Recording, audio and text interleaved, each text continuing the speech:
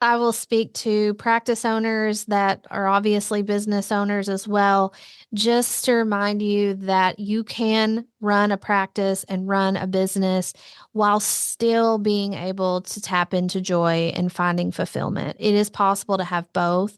The only thing you have to have is self-love and self-awareness. This episode is sponsored by TherapyNotes, therapynotes.com. Be sure and check them out, and be sure and use the promo code Gordon, Gordon, and you can try them out for 2 months for free.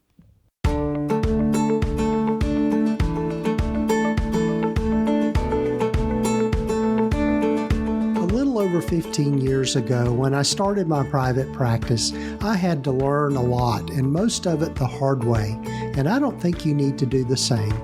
Hi, I'm Gordon Brewer, a licensed psychotherapist, and welcome to the Practice of Therapy podcast, part of the Psychcraft network of podcasts. Join me in this journey of discovery as we have conversations with other leaders and professionals in both the mental and allied health fields. Join us as we explore both the business and clinical sides of running a private practice.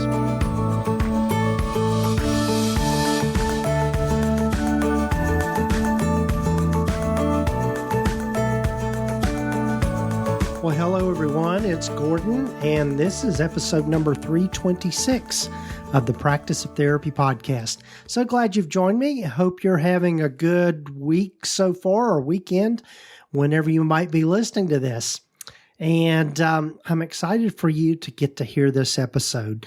In this particular episode, I've got one of my dear good friends joining me again on the podcast, and that is Kasey Compton. And Kasey is no stranger to this podcast. I don't even know how many times she's been on the podcast now, but Kasey and I have gotten to be really close friends over the years, and just all the different things we've both gone through and all the changes in life. And one of the things I appreciate most about Kasey is she is absolutely one of the most brilliant and creative people I know of. And if you've never met her, you're in for a treat. And what we're going to be talking about mainly in this particular episode is her new book. It's called In Search of You: How to Find Joy When Doing More Isn't Doing It Anymore. I love the title. And also, Kasey's got a podcast that's been out for about a year or a little more, and that is called Back Porch Besties. And she does it with her partner, Kasey. And it's a wonderful podcast, and them just getting vulnerable and sharing about their lives. And that's one of the things I love about Kasey is she is really will go deep with you and also just be totally vulnerable. And I just think that is so refreshing to find people like that. And also we talk about a little bit about her upcoming conference, Meet You in Kentucky, which I'm going to be at again this year. So looking forward to being there. And anyway, but before we get to my conversation with Kasey, I'd love for you to check out a few things. One is if you are interested in working with me and doing some consulting or just doing some, getting some help with your practice. That is something that I do. I do consulting with people, and you can find out more about all that by going to practiceoftherapy.com and just click on the consulting menu bar up there, and you can find out more about the different ways in which I do that. So be sure and check that out. And also, I'd love for you to check out my good friend Ashley's website, mentalhealthwaretn.com. And we are in the process of doing some updates there, but Ashley has set up a beautiful online store where she sells T-shirts and bling and all that sort of thing related to mental health and also our professions. And so I invite you to go check it out, just mentalhealthwaretn.com, and check out all the good things that she's got there. And also, before we get to my conversation with Kasey, I'd love for you to hear from one of the members of the Psychcraft network, along with something about our sponsor, TherapyNotes. Hey there, Daniel Fava here, and if you don't know me, I'm the host of the Private Practice Elevation podcast, where I share online marketing strategies and interviews to help private practice owners attract more clients and scale their businesses. The Private Practice Elevation podcast is part of the PsychCraft network of podcasts, and I'm super excited to be a part of this network alongside Gordon and the great work he's doing. If you haven't discovered the Private Practice Elevation podcast yet, you can find it wherever you listen to your podcasts. I'd love for you to join me as we explore topics like building an effective website for your private practice, search engine optimization, content marketing, and copywriting, as well as my conversations with experienced private practice owners about scaling a practice, outsourcing, team leadership, and all things that will help you elevate your business and create the life you love. Be sure to check us out at privatepracticeelevation.com for resources and content to help you in your online marketing journey. Have you ever wished your private practice could run as smoothly as a well-oiled machine? Well, look no further, because TherapyNotes is here to revolutionize your practice. TherapyNotes is the complete practice management system you've been dreaming of. With everything you need to manage patient records, schedule appointments, meet with clients remotely, create rich documentation, and handle insurance billing, it's your secret weapon for a smoother practice. And the best part? It's accessible wherever and whenever you need it. Yep, even on the go. Imagine having more time for what truly matters, your clients. It's like having an extra set of hands, but digital. And here's the kicker. It's the very EHR Gordon relies on in his own practice. So, you know it's the real deal. Say goodbye to paperwork nightmares and hello to more time and better quality care. Check out TherapyNotes today at practiceoftherapy.com/therapynotes. Oh, and don't forget to use the promo code GORDON to get 2 months free. That's practiceoftherapy.com/therapynotes with the promo code GORDON. Enjoy the show.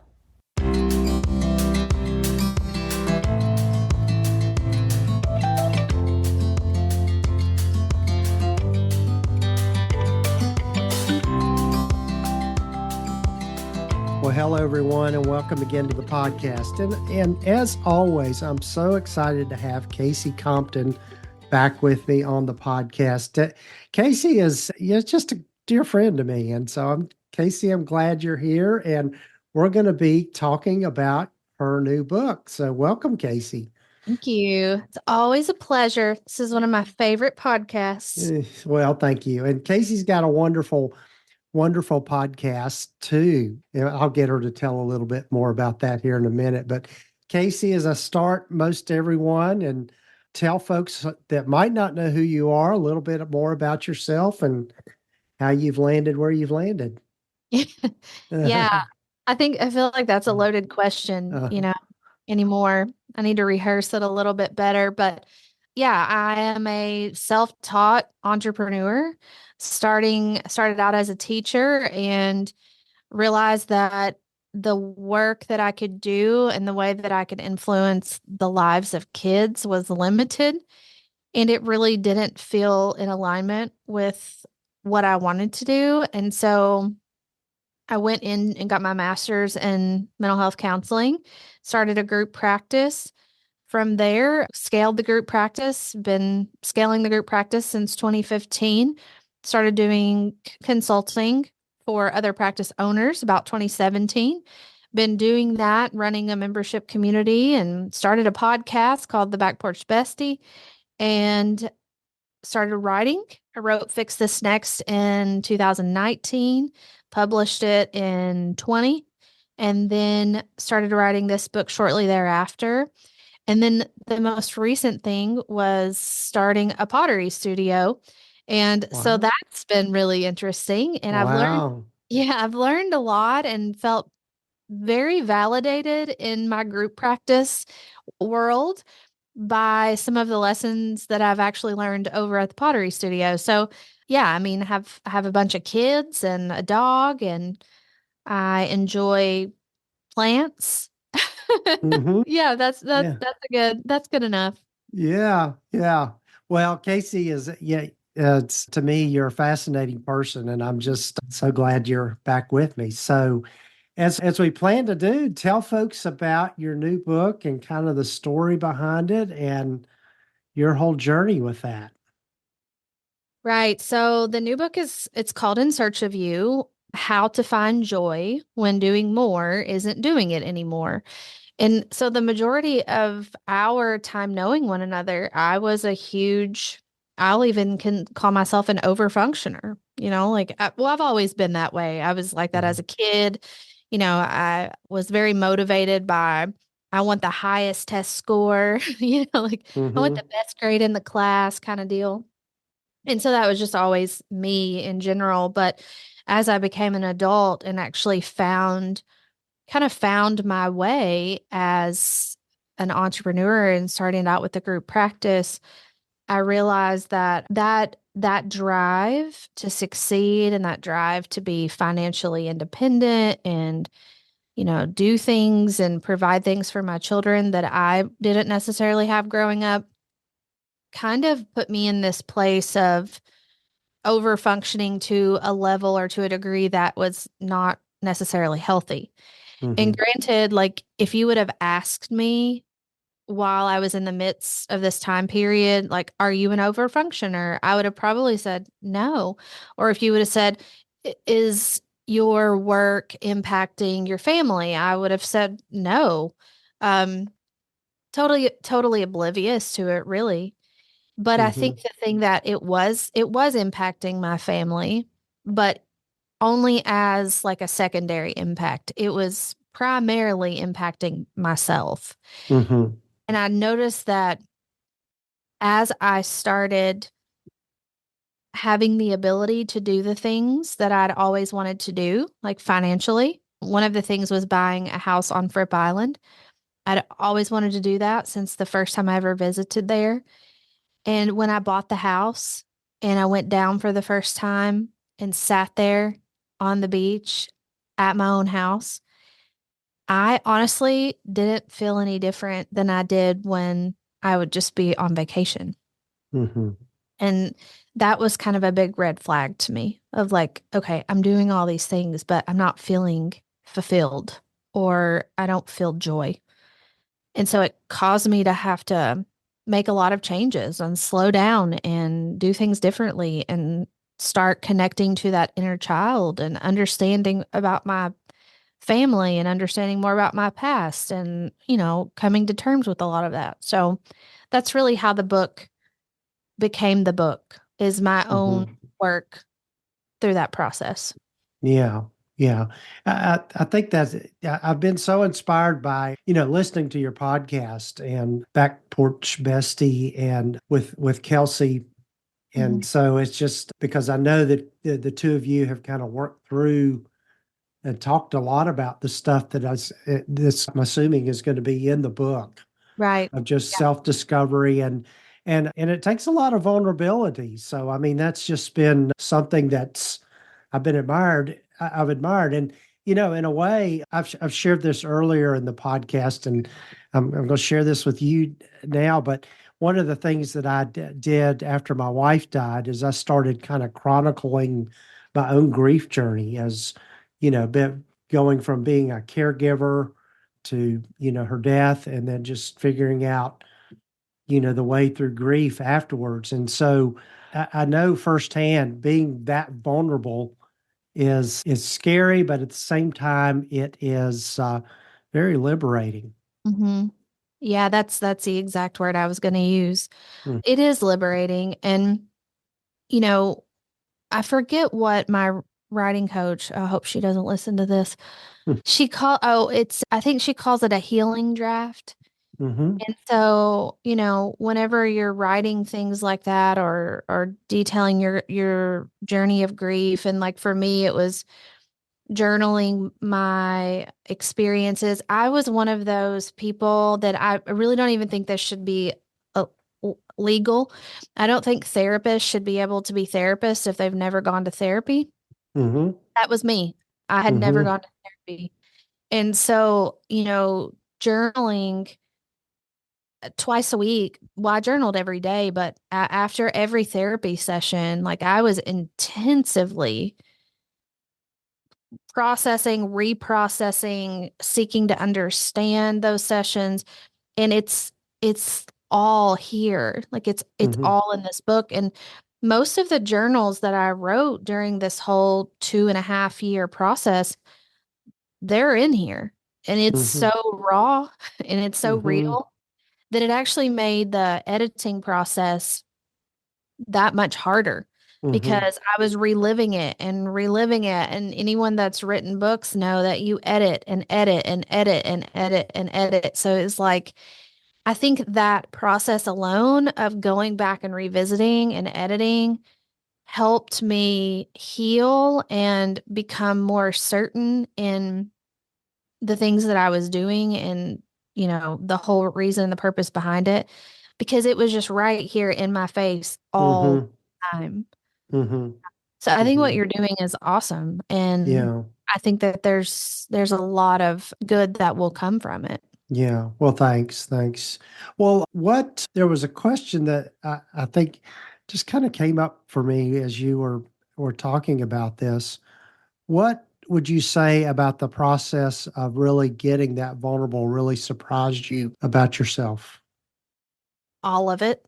I was on a podcast earlier talking to people in the manufacturing industry, which is Hmm. interesting. Yeah. And I think, well, everyone's different, obviously. And I was a very solution focused type therapist. I primarily used CBT when I practiced back in the day. I focused on panic disorder, and that's where we looked for root fears. So EMDR wasn't a thing back then, and some of the other practices that I truly believe Hmm. in now was just not a thing. But um when I went to therapy, that my first therapy session, she asked me on a scale from 1 to 10, how much do you love yourself? And that I would have rather her asked me pretty much anything other than that Mm-hmm. because I did not know.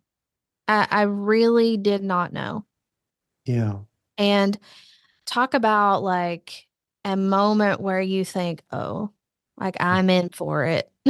Hmm. Like I am in for it. That was a big one. And then another part of the vulnerability question was she would ask me, okay, so I saw two therapists. I saw one therapist who specialized in professional women going through a divorce, Hmm. and she described her style as very eclectic, and I could tell that she used, some IFS and some attachment theory, and all that. She Hmm. really was eclectic in that way. And I realized in my sessions with her that I really lacked I don't even know, the language to describe my own emotions. Hmm. And so the thing that I really did not want to do in my therapy sessions was talk about feelings. And I remembered someone saying one time, what if what's in the way is the way?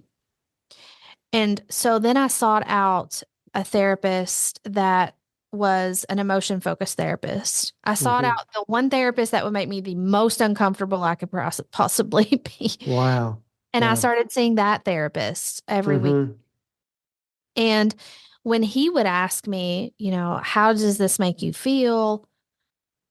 On the only words I realized were fine, good, so I had to Hmm. expand that whole vocabulary, and that was a very vulnerable process for me. Like Hmm. admitting to someone, this makes me feel incompetent, or this makes me feel like I'm self-conscious, or all these feelings that I've obviously had for years but didn't really express them. Hmm. It was obvious going Yeah. through that vulnerability was something that I needed to do more of. Right. Right. Yeah. So in your process with that, what were kind of the turning points or maybe the aha moments that helped you tap into that? Well, a couple of things. First was I have never been a good time tracker. If you ask me, like, when did such and such happen? I don't know. It's, Hmm. I don't know why. I'm sure there's some reason, but tracking time has just never been a strength. I just can't, I don't do it very well. So one of the things was forcing myself to draw out my life on paper, starting with the big things, like big events that happen, births, deaths, marriages, divorce, anything that came to mind. I had to draw those out. And then I started thinking about those big things as like fence posts, and how those are like the first thing I think about when someone asks me a question about my life or whatever. I think about those big things. But then I started looking at them and noticing a pattern almost. Like there would be a traumatic event, and then there would be something bad that happened after it, like a decision that I made or something that was impulsive or whatever.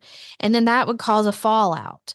And so almost my whole life, as I looked at it down on paper, it was like big thing, trauma, whether it was a big T or little t, didn't matter. Big thing, Mm-hmm. trauma, really stupid decision, bunch of changes because of a fallout.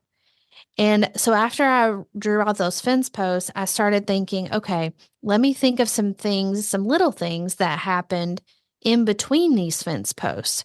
So then I started thinking about random little things that you read about in the book and putting those on that timeline. And then I started to see, oh, there's a pattern here. Every time something traumatic happened to me, I did not process it. I avoided it. And then two bad things would happen. And I started to just understand my own actions a little bit more, Mm-hmm. and was able to gain a lot of insight there. The second thing that was a big turning point for me was because I've always been so outcome driven. We talk about goals in our practice all the time, where every department has a goal, every system has a goal. We're always looking at numbers. One of my therapists, she pointed that out to me, and Mm-hmm. we were talking about a situation where I was contemplating giving my ex's mom some school pictures of the kids, but I was sharing with her, I don't know how she'll receive that. I don't know. One, she Mm-hmm. doesn't like me. Two, she could get them herself if she wanted to. So if I give them to her, would that make her feel bad? Like, I was just thinking, like, how is she going to react if I do this? And my therapist said, do you always try to control the outcome? And I was like, Mm-hmm. oh, maybe. Because you have to do it in your business, but maybe Mm-hmm. I was doing it in my personal life. And so one of the things she suggested was, how about you try to detach from the outcome? Like you do what you need to do, you do Mm-hmm. what you feel is right. And then however she perceives it is however she perceives it. Mm-hmm. And that was huge for me because Mm-hmm. I realized that like me worrying about how other people would respond to things was causing me not to do things that I wanted to do. Mm. And so that was huge. Those were two, but really impactful for me. Yeah, that really resonates. I think for a lot of us in this profession, we can tend to be overly focused on people pleasing Right. and Hmm. getting our validation that way rather than internally. And I know that's something I've been kind of working through in my own therapy. Yeah. And like you said earlier, I think absolutely you said something that I just want to echo. If you're not in therapy yourself and you're a therapist, you're missing out on something that can really be life changing and validating. Right. Yeah, Yeah. yeah. So, yeah. So, tell us more about the book and just kind of how it's laid out and Mm. that sort of thing. Yeah. Well, so the developmental editor that helped me, so a developmental editor for listeners that might not know, there's at least three editors in your publishing process. The developmental one is the first one, and they are helping you kind of lay out the bones of the book. So they're helping you get really clear on your core message and who your reader is, and make sure that you have teaching points and you have, all the things that back up the teaching points. So all of the nuts and bolts of the structure is in a developmental editor. You read Fix This Next, so you kind of saw how I mixed the business with the story and the Mm-hmm. personal. So in this book, I wanted to lean into that even more. And I would say 90% of this book is story. But as we were going through the developmental editing process, AJ Harper, she said, Kasey, because this was really frustrating to write. Like, just Mm-hmm. aside from writing about like really deep personal things that happened, just the structure and the logistics of it was torture, because she says, Kasey, this is, well, one, I've never seen this before. Um, and I thought, uh-oh, like this woman has literally ghost written like hundreds of books, and she's edited more than that, and she's never seen this before, so that's not good. She said, people are either going to really love it or they're not. And she said the reason that they wouldn't love it is because of how the structure, basically, I'm playing with time in the book. And there's a lot of back and forth. And she thought that there was a chance I could confuse the reader. Mm-hmm. But the way the book is basically structured is it starts in the first person present tense. It starts right in the middle of my book launch for Fix This Next. I'm telling that story. And in that book launch, I have this epiphany, which then sets all of the other parts of the book in motion. So we start in first person present tense. Then I pull myself out of that. And then the book is written basically as I'm going to therapy. So these sessions with my therapist are all documented throughout the course of 2 years. But in those therapy sessions, there are memories that are coming back to me that I had repressed. Those memories become these little stories. And it's sort of like you see it a lot in movies, Mm-hmm. TV shows, where you have the main character is, kind of going through life, but they're flashing back to the past. Mm-hmm. So it's written like that. And that way I can capture the essence of my relationship with my grandmother, my grandfather, my dad, my mom, and how those have really shown up and carried over into my life now. Yeah. So it's a unique type of structure. There's a lot of stories, a lot of short little stories. I personally, and everyone has said so far, it's really easy to read. I read it yesterday, spent like an hour and a half. I made it halfway through. It's not overly clinical, but it's also written from a perspective that a therapist could say to their client, hey, I think this book could help you. And so that therapists can recommend it to their clients so that Awesome. they can Yeah. understand a little bit Yeah. more as they're going through the process. Oh, that's great. That's great. I can't wait for it to be out. So it'll be out. What's the date again? In March 12th. March 12th. Okay. So it might be that if you're listening to this episode, it might be that the book's already out. So even better, you can jump on it. But yeah, so I'm excited for this. And I'm assuming people can get it wherever they get their books and Yep. that sort of thing. So that'll Yep. be good. And we'll have links here in the show notes to get people to it quickly. But the other thing I want you to talk about, Kasey, is this wonderful conference that's coming up in May, and I will be there. Yay. I went last year, and it was so much fun and such a great event. Meet you in Kentucky. So say some more about it. What's happening Oh, this year? oh, this year is going to be fun. So this year we're kind of taking the momentum that we already have going from this massive book launch that we're doing, and we're just carrying it right on into Meet You in Kentucky.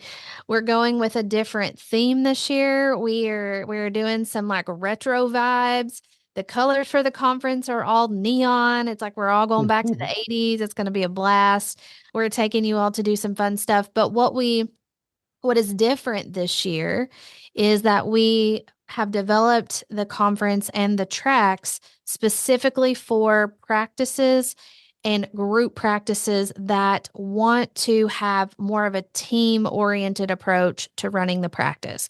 And Mm, here's why, because there are so many opportunities for practice owners to go to conferences, go to retreats, do all these things and learn. But then you have the responsibility to bring that information back as the owner and then teach everybody on your team. And you mm, just learned it. So we want mm-hmm, people to bring their teams with them, let them branch off into different tracks. So we have one that's focused on client care and intake and marketing. So anyone that has marketing person, a client care person, receptionist, anyone like that, we have workshops specifically for them. And then we have the CEO owner tracks. And then we have some admin tracks as well. But we want everyone to come and first of all use it as a learning opportunity to strengthen and grow together, but two, just to develop that team and use it as a team building experience as well. awesome, awesome. And it's going to be at the Omni in Louisville again. Yep. And it was a wonderful venue. And if you've never been to Louisville, Kentucky, it is such a fun city to be in, lots of stuff to see. And it speaks to my heart as a bourbon drinker. So it's Oh, just a listen, lot of fun. Yeah. you need to come to our VIP. I will talk to Emily. You talk to Emily. I'm going to set it up. You're coming to our VIP experience because we have the coolest stuff planned this year. So I'm going Mm. to tell her that you're coming to that. Okay. It's on Okay. me. Okay. So you're coming Okay. to Okay. VIP on Kasey, but you Oh, are going, if you love Louisville before, you're going to love it after this oh event. boy. It's Oh boy. Can't beautiful. wait. I Yes. can't wait. Yeah. So, oh, so much fun. So much fun. So, we'll have links in the show notes and the show summary for you to get to all of these things. Kasey, what parting thoughts do you have? Oh, so many. I guess I will speak to practice owners that are obviously business owners as well, just to remind you that you can run a practice and run a business while still being able to tap into joy and finding fulfillment. It is possible to have both. The only thing you have to have is self-love and self-awareness. Yeah. Kasey, I'm so glad that we're friends and you'll be hearing more from Kasey Compton, folks. So check her out.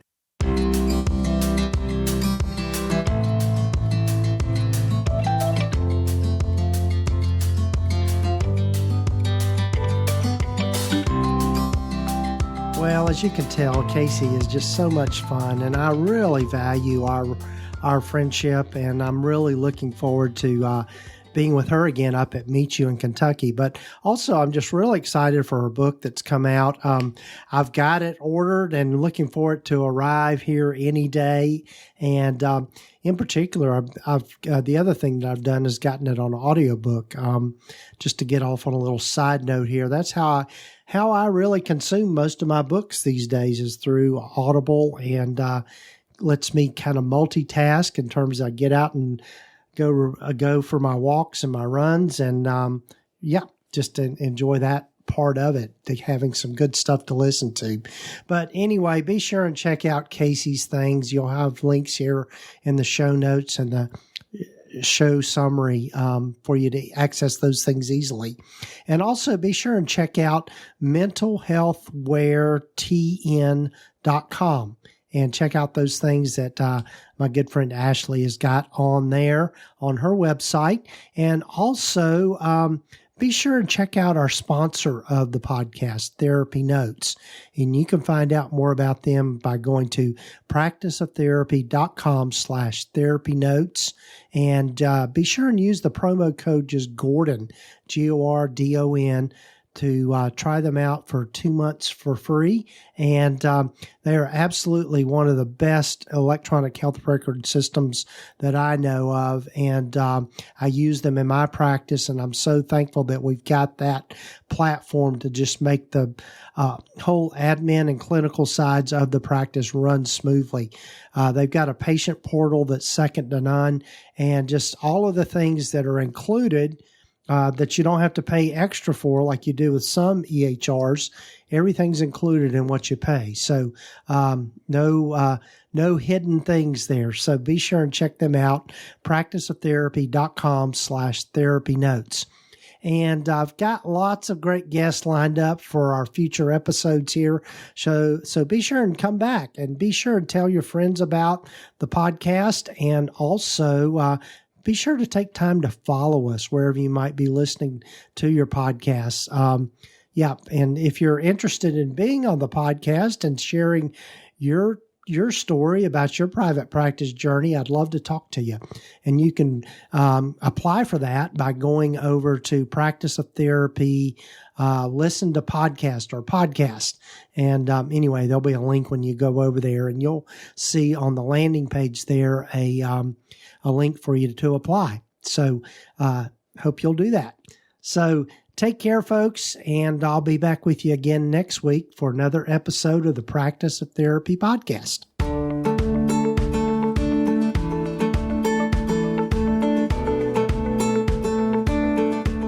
You've been listening to the Practice of Therapy podcast with Gordon Brewer, part of the PsychCraft network of podcasts. You can find out more about the other great podcasts in the network by visiting psychcraftnetwork.com. And if you haven't done so already, please visit us at practiceoftherapy.com and get your free private practice startup guide, along with a lot of other great resources and webinars and free things just by visiting. Also, be sure to follow us wherever you might be listening to your podcasts. This podcast is intended to be educational in purpose and is not intended to give legal, accounting, or counseling advice. If you need a professional, find the right person for that.